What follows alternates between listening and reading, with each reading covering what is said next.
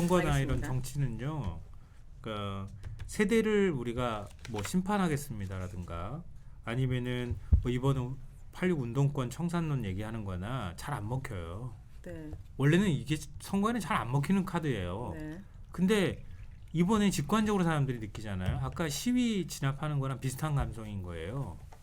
그러니까 86 운동권 세력들이 민주당을 계속 계속 잡아왔고 주축 세력이 됐고 민주당은 저렇게 도덕성이 떨어지는 집단이 돼버렸고 그들을 어떤 방식으로든 국회에서 내몰아야 해. 그런데 굳이 이렇게 논법으로 설명하지 않아도 사람들이 이미 상당히 비호감이 생겨버렸어요. 직관적으로. 네. 그 세대들이나 아니면 그 세대의 경험들을 한 사람들 같은 경우엔 뭐 그렇게까지 한 것도 없는데 말도 안 되는 주장을 하고 있다고 본인들은 생각하지만 사람들 마음속에는 아 그래도 좀 나가야 될 때 되지 않았어 이제 60대 다 넘었잖아. 네. 국회의원도 여러 번 했잖아. 이 감성을 확 그냥 자극하는 측면이 있다는 거예요. 근데 검사 독재에 대해서는요.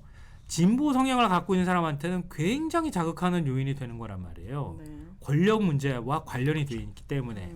근데 진보층에서는 권력이 한 곳에 집중되거나 이런 것들에 대해서 자유로움이나 개인의 자유, 인권 이런 걸 중시하니까 그런 부분에 있어서는 굉장히 예민할 수 있지만 보수는 별로 예민하지 않아. 거기에 상대적으로 보수적인 사람은. 네. 뭐 그럴 수도 있지. 뭐 범죄자 때려잡겠다는데 안 먹히는 거예요. 프레임이. 그러니까 이것만 가지고는 사람들이 감성을 잘 못 자극한다는 거예요. 네. 자기 지지층은 자극할 수 있지만 지지층이 아닌 애매모호한 영역에 있는 사람들은 자극을 잘 못한다는 거예요.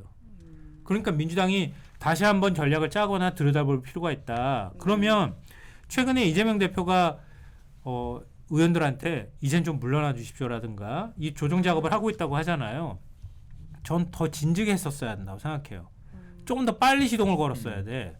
그리고 이재명 대표는 왜 자기 사법 리스크, 제가 볼 때는 지지자들은 사법 리스크를 잘못 걸었다고 생각하는데 너무 억울하다고 생각하는데 물론 이재명 대표 입장에서는 한이 맺히겠죠. 근데 지지자는 이재명 대표를 지지하잖아요. 또 지지하지 않는 사람들도 그런 면에서는 연민 같은 걸 갖고 있어요. 네. 그럼 이재명 대표는 자기 문제에 발목이 잡혀서 찔끔찔끔하지 말고 오히려 더 선명하게 휘둘러야 한다. 더 선명하게 나가면서 이재명이 하면 이런 혁신이나 이런 정치를 바꿀 수 있는 작업들을 할 수 있다는 걸 보여주면 네.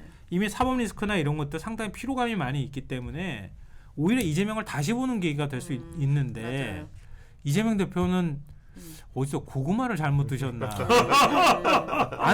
이게 안 되는 거예요. 잘. 네. 이제야 뒤늦게 나서고 나니까 이미 지지율 구도나 정당 지지율도 많이 뒤집혀져 있고 네. 전반적으로 국민 여론이 이거 다시 뒤집기 쉽지 않은 상황이거나 한번 진즉에 뒤집었으면 될 거를 더 힘들어서 뒤집어야 되는 상황이 될 수 있다는 거예요.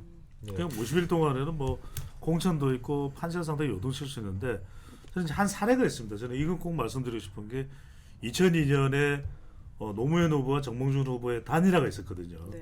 근데 그때 후보 단일화 협의회가 있는데 정말 이 여론조사 단일화하는 그 기준을 가지고서 룰 조정을 못했어요. 근데 그때 저는 그 대목이 너무나 사실은 지금 그 영상을 보고 이럴 때 감동적이에요. 왜냐하면 당시에 이제 노무현 후보가 그럽니다.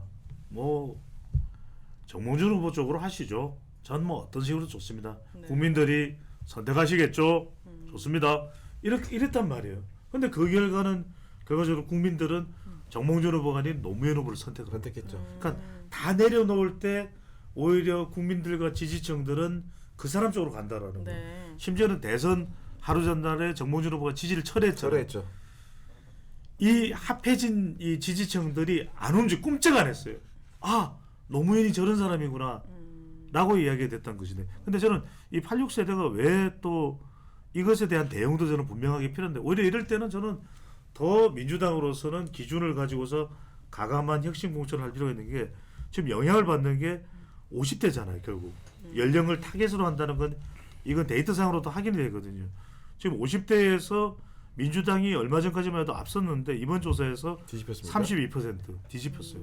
국민의힘이 40%. 그다음에 의정부를 가서도 편입되겠다. 김포 가서도 편입되겠다. 고향도 편입될 걸요, 시형도 편입될 걸. 전국이 서울. 인천 경기에서 차이가 많이 났었는데 인천 경기에서 좁혀졌죠. 민주당이 35, 국민의힘이 30이에요. 그러니까 이게 참 어떻게 보면은 계속 이걸 가지고서 이건 무슨 지역 가지고 농락하는 거냐라고 비판할지는 모르겠지만 정작 선거를 앞두고 그 지역의 유권자들은 자극을 받는 거예요. 마음이 흔들리는 거예요.